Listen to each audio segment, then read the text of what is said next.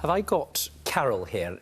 Yes. And I think you prefer to be called Kaz, is that right? That's right, I'll yes. call you Kaz for this case. And Natalie. Yes. Kaz and Natalie, mother and daughter. Over the years, you've lent Natalie, you say, a lot of money. And actually, it's a precise sum.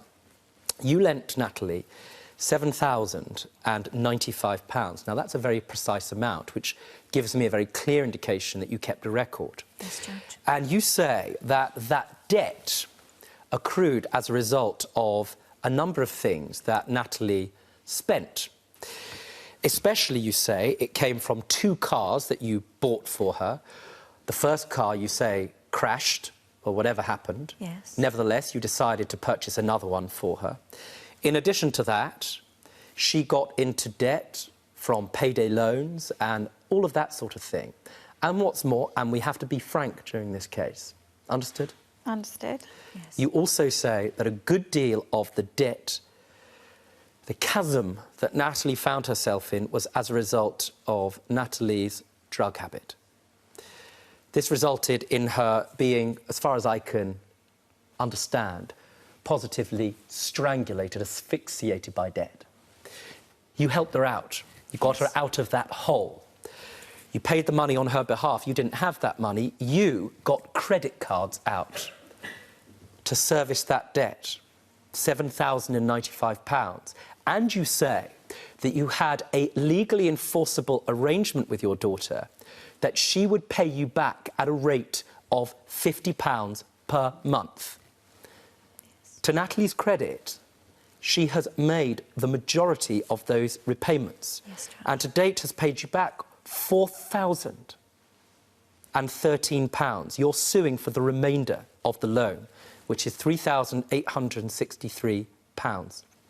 Because you say that Natalie has missed 3 or thereabouts repayments, and you also say that the contract has therefore been breached, the terms of the loan have been vitiated, and all of the outstanding amount becomes available today.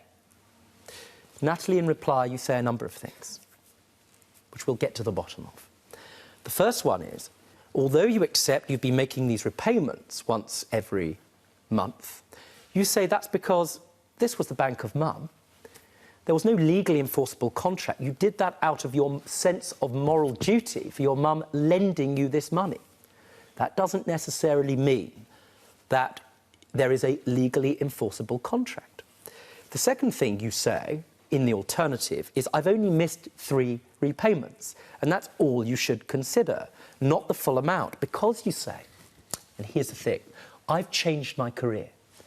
And whereas before I was working in a way which I have to say I'm a little bit troubled by, I now have a new job. And I'm focusing on my music career, which I'm investing all of my money in. And I hope to be a success. I've made a little bit of money in that music career. And I'm going to pay you, Mum, out of that in due course, but you're going to have to wait and be patient. In addition, you say that although Kaz presents as somebody who, on the face of it, has always made the right choices as a mother, a significant reason why you found yourself in the appalling and really dark circumstances you ended up in were as a result of some of the things, we have to put it frankly, as I say, that Kaz did when she was a mother many years ago, correct? Correct. Kaz, now, you've got a very responsible job. As I understand it, you work in the post office, is that right? Yes. How many years have you worked there? Well, on and off. I've been there sort of 30 years, 35 years. Natalie, how old are you now? 30.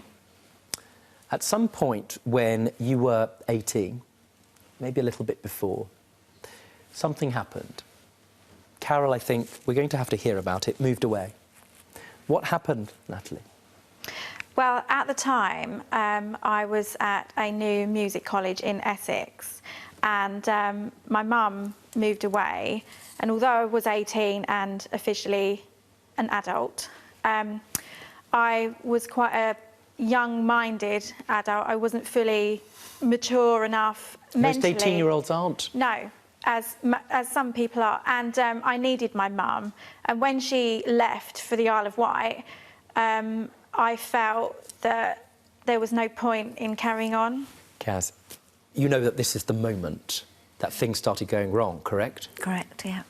How did you feel? It made me upset, I was angry, and I became a different person because the anger fueled my personality and made me an angry person, and I took it out on myself by engaging in drugs at that age.